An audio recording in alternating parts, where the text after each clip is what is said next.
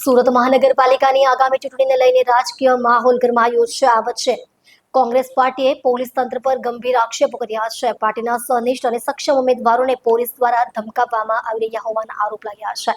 વધુમાં કોંગ્રેસ પ્રમુખે કહ્યું કે આદર્શ આચાર સંહિતાના લીરે લીરા ઉડાવીને પોલીસ તંત્ર લોકશાહીનું ચીરહરણ કરવાના હીન પ્રયાસ કરતી હોવાનો આક્ષેપ લાગ્યો છે। આ આક્ષેપોને ગંભીરતાથી લઈને સુરત શહેર કોંગ્રેસ સમિતિ દ્વારા અટવાલાઇન્સ ખાતે મુખ્ય ચૂંટણી કમિશનરની કચેરી બહાર પત્રકાર પરિષદનું આયોજન કરવામાં આવ્યું હતું। આ પત્રકાર પરિષદમાં કોંગ્રેસના નેતાઓ અને કાર્યકરોએ પોલીસની કાર્યપ્રણાલી સામે ભારે નારાજગી વ્યક્ત કરી હતી। તેમણે આરોપ લગાવ્યો હતો કે ચૂંટણી પ્રક્રિયા દરમિયાન પોલીસ તંત્ર સત્તારૂઢ પક્ષના એજન્ડાને આગળ ધપાવી રહ્યું છે અને વિપક્ષના ઉમેદવારોને માનસિક અને શારીરિક રીતે ત્રાસ આપવામાં આવી રહ્યાનો આરોપ મૂક્યો છે।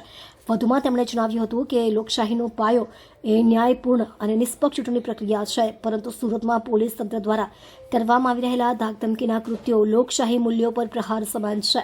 અમે ચૂંટણી કમિશનને તાત્કાલિક હસ્તક્ષેપ કરીને આવા કૃત્યો પર અંકુશ મૂકવા અને અમારા ઉમેદવારોને સુરક્ષિત વાતાવરણ પૂરી પાડવા અપીલ કરીએ છીએ। પત્રકાર પરિષદ દરમિયાન કોંગ્રેસના કાર્યકરોએ લોકશાહી બચાવો, પોલીસની મનમાની બંધ કરો, આચાર સંહિતાનો આદર કરો જેવા સૂત્રોચ્ચાર પણ કર્યા હતા। સમિતિના પ્રતિનિધિઓએ મુખ્ય ચૂંટણી કમિશનરને એક જ્ઞાપન સોંપીને તાત્કાલિક કાર્યવાહી કરવાની માંગ કરી હતી।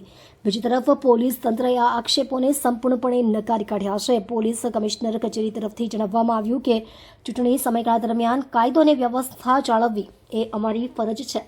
તમામ રાજકીય પક્ષો અને ઉમેદવારો માટે સમાન વ્યવહાર અમારી પ્રાથમિકતા છે। કોઈ પણ ઉમેદવારને ધમકાવવાનો કોઈ પ્રકારનો આદેશ અમને મળ્યો નથી। કોંગ્રેસના આક્ષેપો સાવ નિરાધાર છે। આ મામલે રાજકીય વર્તુળોમાં ચર્ચાઓને વેગ મળ્યો છે। નિષ્ણાંતોના મતે ચૂંટણી પૂર્વે આવા આરોપો ચૂંટણી પરિણામોને અસર કરી શકે છે। હવે જોવાનું એ રહ્યું કે ચૂંટણી કમિશન કોંગ્રેસની આ ફરિયાદ પર કઈ કાર્યવાહી કરે છે કે શું સુરતની ચૂંટણી પ્રક્રિયા નિષ્પક્ષ રહે છે કે પછી આ વિવાદ વધુ ગરમાશે। આ અંગે ચૂંટણી કમિશન તરફથી હજુ સુધી કોઈ સત્તાવાર નિવેદન આવ્યું નથી। જોકે કોંગ્રેસની આ ફરિયાદને ગંભીરતાથી લેવામાં આવશે તેવી શક્યતા છે। સુરતની જનતા હવે ચૂંટણી કમિશનના પગલાં અને પોલીસના વલણ પર નજર રાખી રહી છે। આ બનાવોએ સુરતના રાજકારણમાં તાણ વધારી દીધી છે। ગઈકાલે જે સ્થાનીય ચૂંટણીઓ થઈ રહી છે એ ચૂંટણી પ્રક્રિયા મુજબ આચારસંહિતા દાખલ થઈ ગઈ છે। આચારસંહિતાના નિયમો મુજબ તમામ અધિકારીઓ, સરકારી અધિકારી, પોલીસ અને તમામ લોકોએ એનું પાલન કરવાનું હોય છે। રાજકીય પક્ષે પણ એનું પાલન કરવાનું હોય છે। પણ જે રીતે એસઓજી એટલે સ્પેશિયલ ઓપરેશન ગ્રુપ તેઓનું કામ છે અતિ ગંભીર ગુનેગારો, આતંકવાદી જેવા ગુનેગારો, સમાજની ગેરકાયદેસરની પ્રવૃત્તિ કરતા ગુનેગારોને પકડવાનું।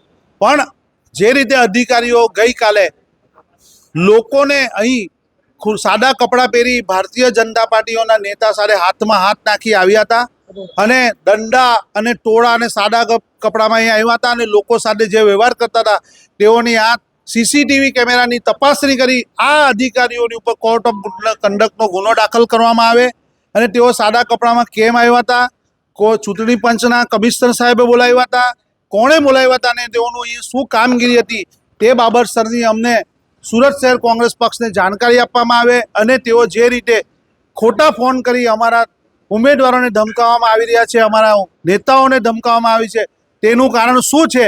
અગર જે રીતે આઈબીનો અને લોકોની અંદર જે રીતે અમે માહિતી આપવાની હોય છે તે અમે આપીએ જ છીએ, છતાં ઉમેદવારોના ઘરે જવાની શી જરૂર છે, નેતાઓને ઘરે જવાની અને ફોન કરવાની શી જરૂર છે।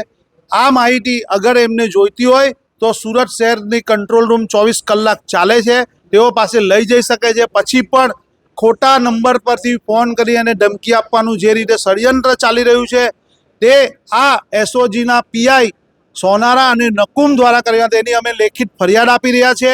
તેઓની ઉપર આચારસંહિતાનો ગુનો દાખલ કરવામાં આવે અને તેના સ્ટાફ જે રીતે સાદા કપડાં પહેરી અને ચૂંટણીનો માહોલ બગાડી રહ્યા છે તેની સામે ગુનો દાખલ કરવામાં આવે, એની ઉપર આચારસંહિતાનું પાલન થાય એ બાબતસર અમે માંગણી કરવા આવી રહ્યા છે। અગર નહીં થાય તો અમે આવતીકાલે અહીંયા ભૂખ હડતાલ અને ધરણા પ્રદર્શન કરીશું।